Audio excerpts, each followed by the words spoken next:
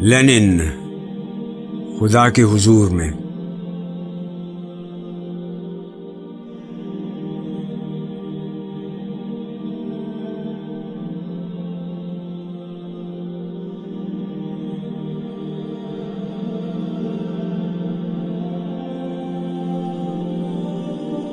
اے انفس و آفاق میں پیدا تیرے آیات، حق یہ ہے کہ زندہ و پائندہ تیری ذات۔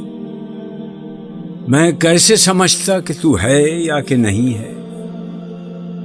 ہر دم متغیر تھے خرد کے نظریات، محرم نہیں فطرت کے سرود ازلی سے، بینائے کواکب ہو کہ دانائے نباتات۔ آج آنکھ نے دیکھا تو وہ عالم ہوا ثابت، میں جس کو سمجھتا تھا کلیسا کے خرافات۔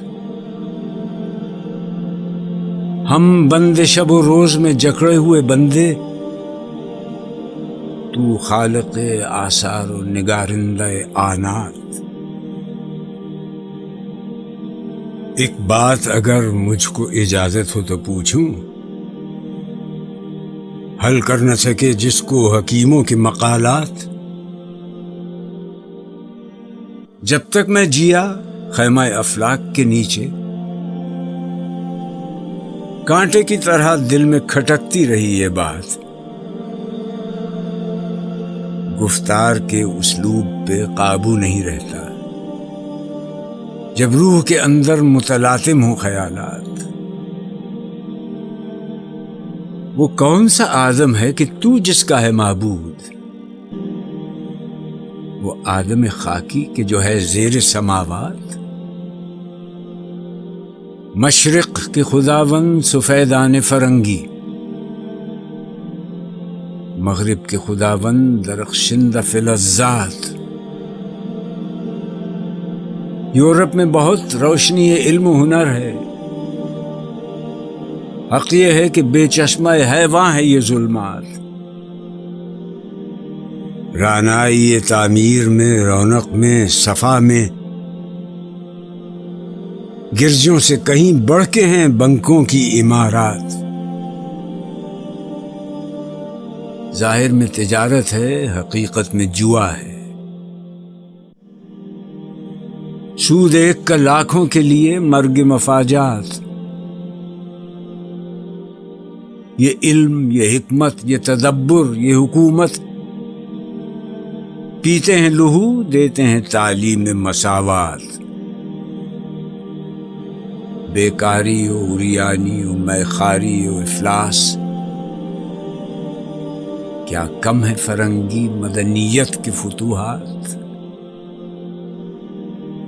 وہ قوم کے فیضان سماوی سے ہو محروم، حد اس کے کمالات کی ہے برق و بخارات۔ ہے دل کے لیے موت مشینوں کی حکومت، احساس مروت کو کچل دیتے ہیں آلات۔ آثار تو کچھ کچھ نظر آتے ہیں کہ آخر